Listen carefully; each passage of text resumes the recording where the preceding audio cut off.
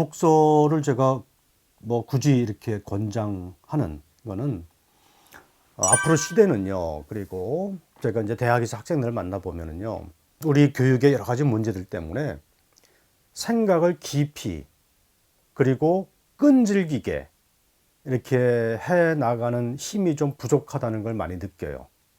그런데 앞으로 시대는요, 생각하는 힘이 중요하다. 혹은 창의력, 상상력이 중요하다는 얘기는 많이 들었을 거예요. 자, 생각하는 힘을 어떻게 기를 것인가와 관련해서 저는 제 생각에는 독서만큼 효과적인 방법이 거의 없을 거다. 그런 생각을 하게 돼요. 물론 이제 독서를 통해서 상상력도 기를 수 있고 감수성도 키울 수 있고 그게 다 앞으로 중요해지는데, 물론 영상 세대니까 요즘 학생들은 영상을 보면서도 상상력이 자극이 되고 할 수 있지만, 이 생각하는 힘이라고 하는 거는 이 책이 상당히 유익하다 이런 생각을 하고 있고요. 책 읽기와 관련해 가지고 제가 권하고 싶은 거는 흥미를, 재미를 얻기 위해서 책을 보는 경우도 있을 수 있어요. 뭐 만화책도 그럴 수 있고요. 그냥 가볍게 읽는 소설책도 그럴 수도 있고요. 그런데 이제 꼭 그런 재미가 아닌 거면, 그런 책 읽기라면 저는 정독하기를 권해요. 시간을 들여서 한 페이지를 읽는데, 책 한 권을 읽는데 며칠 걸리더라도 이렇게 곱씹어 보면서 생각하면서 책을 읽기, 그리고 자신한테 여러 가지 영감을 주거나 뭔가 쾌감을 주거나 아주 지적 희열을 주는 아주 좋은 구조를 만나면 밑줄을 긋거나 접어놓거나 아니면 자기가 따로 메모를 하거나 그러면서 책을 그야말로 자기 것을 소화해 가는 그런 책 읽기가 저는 도움이 된다. 하루에 얼마라도 꾸준히 책과 가깝게 지내는 습관을 지금 시기에, 청년기 때 들여두면 좋겠다 이런 생각을 하고요. 그렇게 해서 우리 학생들이 학생에 따라서 한 달이 될 수도 있고 서너 달이 될 수도 있지만, 대학교 입학하기 전에 읽어두면 좋을 책을 분야별로, 주제별로 제가 몇 권의 책을 준비했거든요.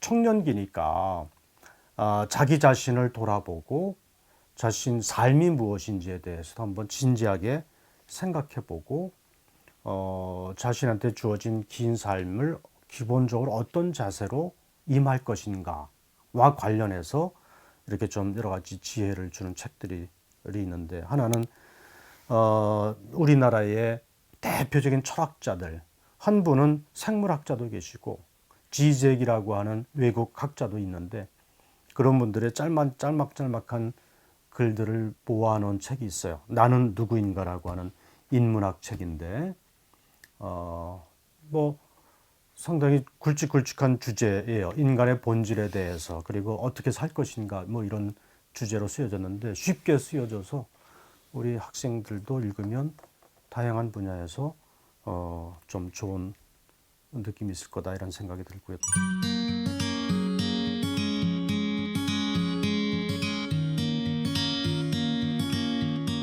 또 하나는 토케이어라고 하는 사람이 있어요. 이거는 미국의 유대 신학자고 랍비라고 그래요. 랍비는 이제 선생님이란 뜻인데, 우리나라에도 이제 많이 소개된 게 유대인들의 자녀 교육법 해가 탈무드라고 하는 책이 많잖아요. 그 탈무드가 유대인들이 이제 전 세계에서 차지하는 인구 비중보다 노벨상이나 그 외에 각 분야에서 두각을 나타내는 사람들이 많아요.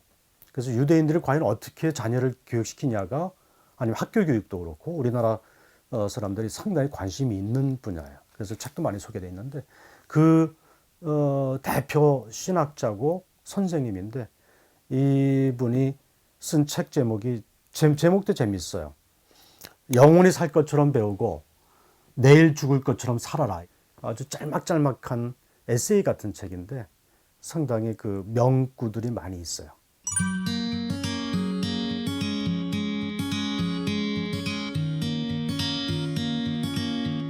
이제 우리 학생들이 대학에 가서 공부를 하고 그러면 이제 지식인으로 살아가야 되는데, 우리나라에서도 많이 소개가 됐는데 드레피스 사건이라고 프랑스의 유명한 사건이 있었어요. 유대인 출신의 프랑스 대위 드레피스라고 하는 대위가 간첩죄로 억울하게 몰려가지고 감옥 생활하다가 나중에 무죄 판결을 받아.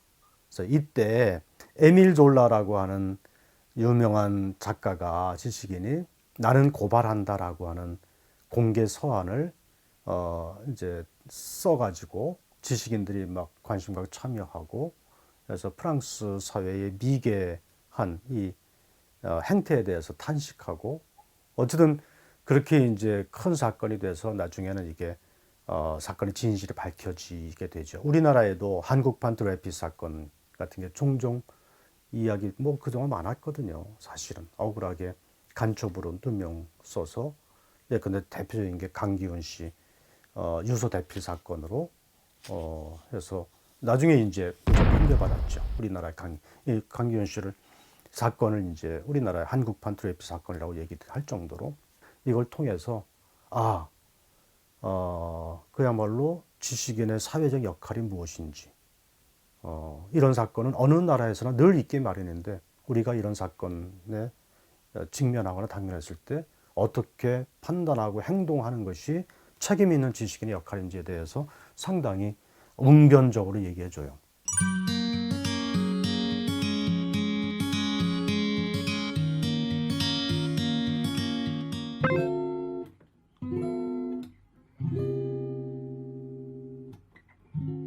그 다음에 이제 고전, 소위 이제 인문학과 관련된 책을 몇 권 소개할까 싶어요.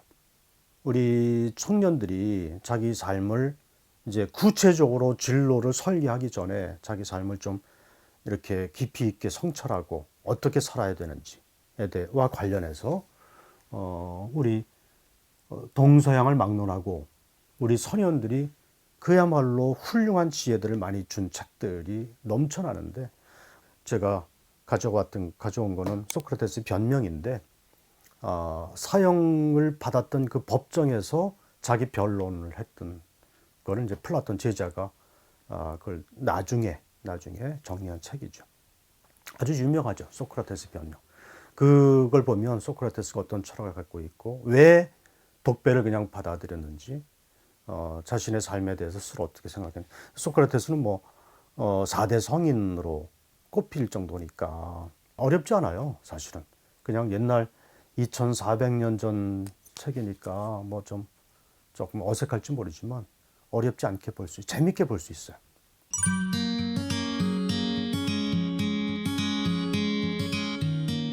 또 하나는 노너, 우리 동양 철학에서는 노너 공자 선생님이죠.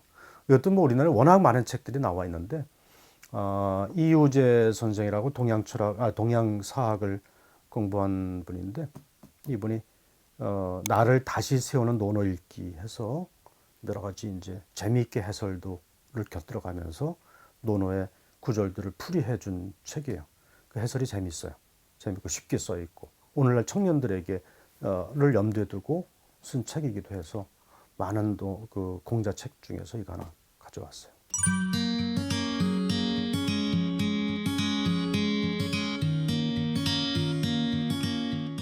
또 하나는 이제 괴테 젊은 베르테르의 슬픔. 워낙 뭐 유명한 책이니까 이미 고등학교 때도 읽었던 학생들이 많이 있을 거예요. 이건 뭐 이 책을 굳이 제가 꼽은 건 괴테의 다른 대작도 많이 있지만 괴테가 젊었을 때 썼던 연애 소설이기도 하고, 당대 괴테가 살았던 그 시절에 독일의 쾌쾌 묵은 어떤 구습에 대해서 이렇게 도전하고 아주 신랄하게 풍자하는 당시 젊은이들의 생각도 담겨 있어서, 저는 오늘날 한국 사회를 살아가는 젊은이들도 도전적이고 저 새로운 미래를 이렇게 개척해가는 이런 패기와 열정을 함께 가지면 좋겠다. 그래서 단순히 그냥 연애 소설이란 차원에서 꼽은 게 아니고 그런 바람도 가지면서 한번 뽑아봤고요.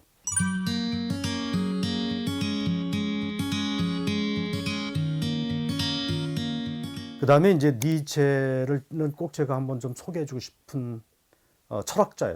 니체의 여러 책들 중에서 가장 대표적인 책이 자라투스트라는 이렇게 말했다라는 책이거든요. 가장 대표적인 책인데 자기 자신을 성장시키고 한계를 뛰어넘는 그 과정을 통해서 오히려 삶의 의미와 행복을 추구하는 인생의 본질을 추구하는 그런 인간상으로서의 위버맨 씨. 저는 우리 젊은 청년들이 그런 도전적이고 역경이나 난관에 굴하지 않는 그런 어떤 패기 넘치는 청년이 됐으면 싶은 바람에서 뭐 그렇게 주장하는 사람들이 뭐 니체만 있는 게 많이 있지만 니체의 이 책은 워낙 이제 유명한 책이고 니체의 이 책이 현대 철학을 새롭게 연 그런 역사적인 의미도 있고 해서 니체를 소개해드렸고요.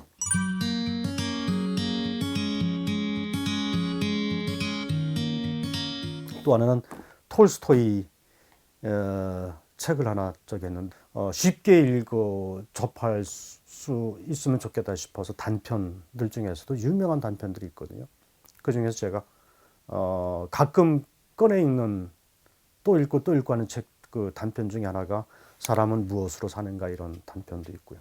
당대 1800년대 말에 러시아 정교회 그리고 당시 귀족 사회의 여러 가지 그 부패한 기존의 사회, 러시아 사회에 대해서 함께 분노하고 비판하고 했던 그런 정신이 톨스토이 소설에 다 이렇게 녹아 있거든요.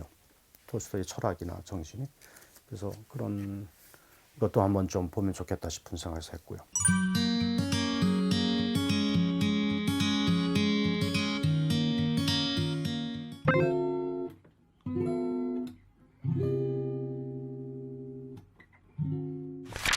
우리 청년들이 우리 이제 앞으로 살아가게 될 지구촌의 현대 사회를 폭넓게 봤으면 싶은 생각에서 이 지구촌이 안고 있는 여러 가지 숙제, 문제, 과제들 관련해서 하나는 환경 문제를 다룬 엘고가 쓴 불편한 진실이라고 하는 책 하나 꼽았고요.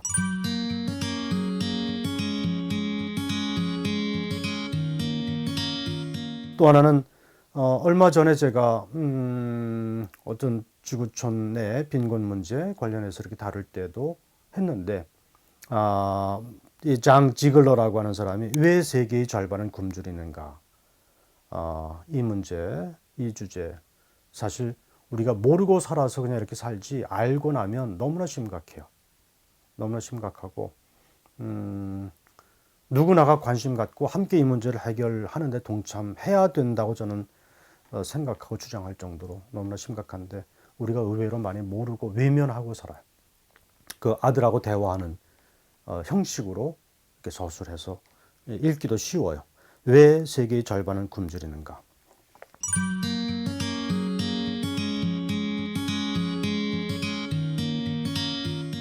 또 하나는 이제 마이클 샌델 교수가 돈으로 살 수 없는 것들, 우리 사회가 모든 걸 돈으로 주고 팔고 사는 그런 시대가 됐는데 샌델 교수는 그런 시대 풍조가 갖고 있는 여러 가지 위험에 대해서 경고하기도 하고 그리고 우리가 사회를 어떻게 새롭게 설계하고 다시 만들어 가야 될 것인가라고 하는 큰 질문을 던져요.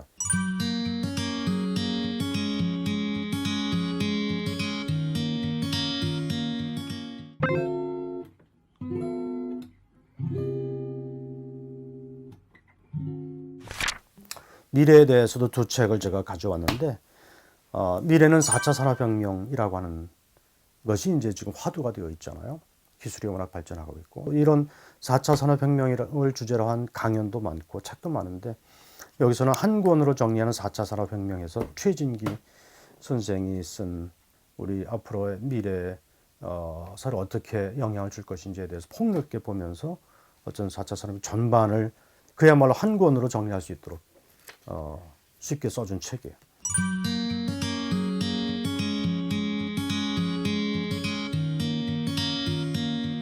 또 하나는 21세기를 위한 21가지 제언해가지고 다른 선 지식이 없으면 약간 어렵게 느껴질 수도 있어요. 최근 책이기도 하고 21세기에 다양한 주제에 걸쳐서 이 하라리가 이 미래 사회를 여러 가지 걱정을 많이 해요.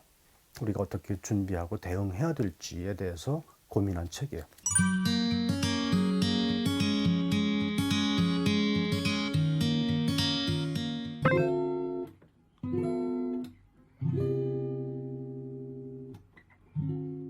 한국 사회에 대해서는 워낙 논쟁들이 많은데 헌법 관련된 책을 가져왔어요. 지금 헌법 개정해야 된다라고 하는 얘기들도 많이 있지만 이게 87년에 개정된 대한민국 헌법을 헌법 조문만 실은 게 아니고 그 헌법 조문이 어떤 맥락에서 어떻게 탄생하게 됐고 어떤 의미를 갖고 있고 어떻게 해석해야 되고 지금 다시 헌법해서 두꺼워 보이지만 전혀 어렵지 않게 우리가 한국 사회를 이해하는 데 도움될 것 같고요.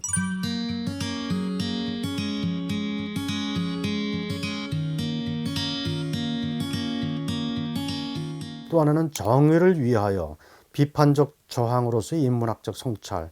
강남순 교수가 이분은 이제 신학자이기도 하고 인문학자이기도 한데 그때 시사적으로 문제되고 있는 다양한 시사 문제들을 끄집어내 가지고 짤막짤막하게 썼어요. 아주 진지하게 인문학적으로 그 문제의 본질을 건드리면서 이렇게 쓰고 있기 때문에 상당히 압축적으로 쓰여진 글이지만 우리한테 꼼꼼히 읽어보면 시사하는 바가 크다.